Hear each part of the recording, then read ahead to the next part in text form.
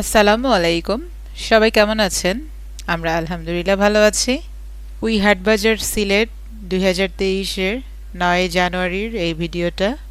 আমি আবার বছরের শেষের দিকে এই ভিডিওটা আপলোড করছি। সময় মতো আসলে আমার ভিডিও আপলোড করা কখনোই হয় না, খুবই কম হয় এরকম।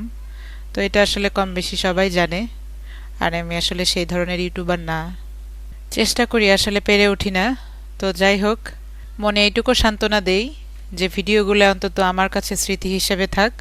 আর কথা বলবো না, আমার যারা শুভাকাঙ্ক্ষী আছে তারা আমার এই ভিডিওটা দেখতে থাকেন। আমি তাহলে বিদায় নেই। আল্লাহ হাফেজ।